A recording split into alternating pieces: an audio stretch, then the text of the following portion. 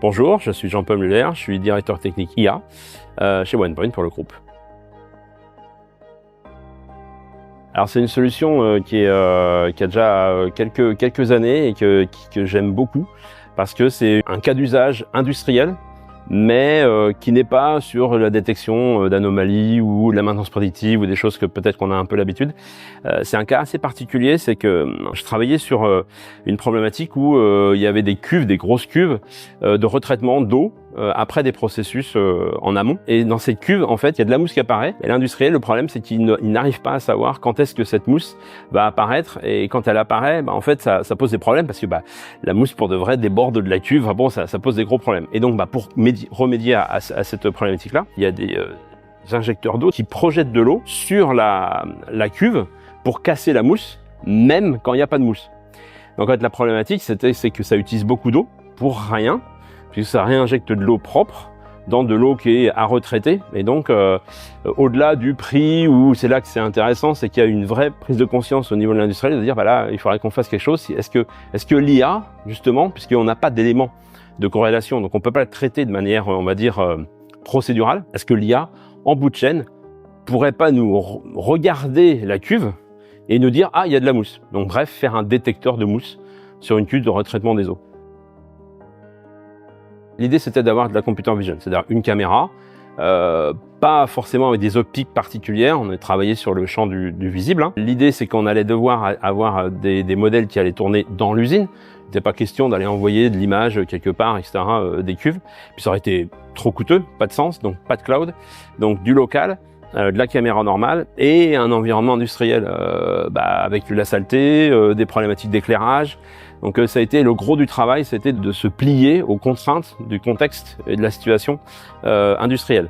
Et puis après, alors c'était intéressant, c'est qu'on a évalué différentes approches entre de la pure computer vision, de la manipulation de l'image, de la manipulation pixelique, et puis finalement des entraînements de modèles qui seraient en capacité d'aller détecter l'objet mousse, sachant que c'est quelque chose qui prend différentes formes. Heureusement, on avait des contrastes de couleurs qui étaient assez marqués avec les éclairages, où l'eau était beaucoup plus sombre que la mouche qui avait tendance à être blanche.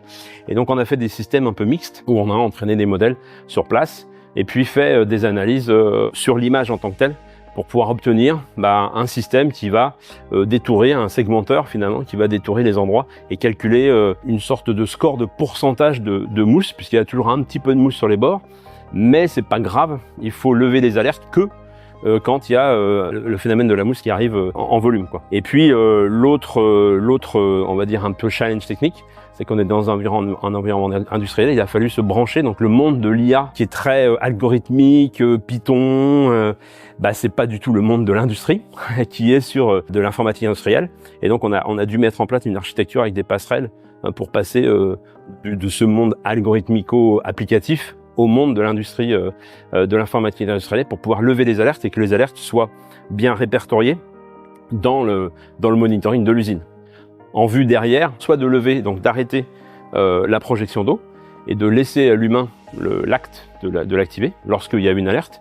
Et puis dans un deuxième temps de carrément brancher l'événement je détecte donc j'arrose.